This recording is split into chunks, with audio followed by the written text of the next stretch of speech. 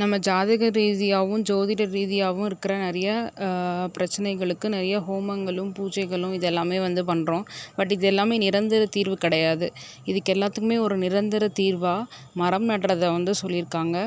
இதை முக்கியமாக பல்லாயிரக்கணக்கான வருஷங்களுக்கு முன்னாடியே சித்தர் பெருமக்கள் இயற்றிய விருட்ச சாஸ்திரத்தில் குறிப்பிட்டிருக்காங்க. இன்றைக்கு திருமண நிகழ்வுகளில் முதல் சடங்காக பார்க்கப்படுற பந்தக்கால் நடுதல் அரசாணிக்கால் நடுதல் அப்படின்னு சொல்லுவோம். இது என்னென்னா, இன்றைக்கு நம்ம செய்கிற நடைமுறைகளில் இது என்ன பண்ணுறோம் அப்படின்னா, ஒரு கொம்பு நட்டுட்டு அதில் நம்ம அரச இலைகளை சுற்றிட்டு திருமண நிகழ்ச்சியோ திருமண விழாவோ முடிஞ்சதுக்கப்புறமா அதை நம்ம எடுத்து ஓரமாக வச்சுருவோம் அந்த கொம்பை. ஆனால் இது தவறான நடைமுறைங்க.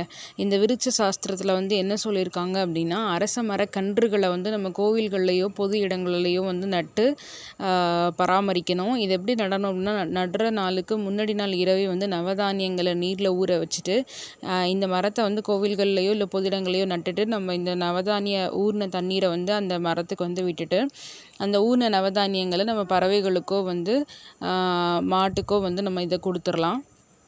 அந்த மரத்தை நட்டதோடு நம்ம அப்படியே விடாமல் அந்த திருமண தம்பதிகளாக அந்த ஆணும் பெண்ணும் சேர்ந்து அந்த மரத்தை 90 நாட்கள் தொடர்ந்து போயிட்டு பராமரிச்சுட்டு வரணும்.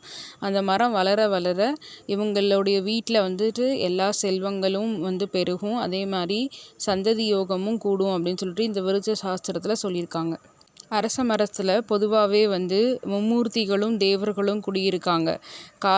விடியற் காலையில் மும்மூர்த்திகளான சிவன், பிரம்மா, விஷ்ணு, தேவர்கள் எல்லாருமே குடியிருக்காங்க. அதே மாதிரி மதிய வேலைகளில் அதுக்கப்புறமா சித்தர்களும் ராட்சசர்களும் குடியிருக்காங்க அப்படிங்கிறது ஒரு ஐதீகம். இந்த மரம் வளர்ந்து பல பேருக்கு பயன் தரும்போது இந்த மரத்தை நட்ட அந்த தம்பதிகளுக்கு தான் இந்த பலன் எல்லாமே போய் சேரும்.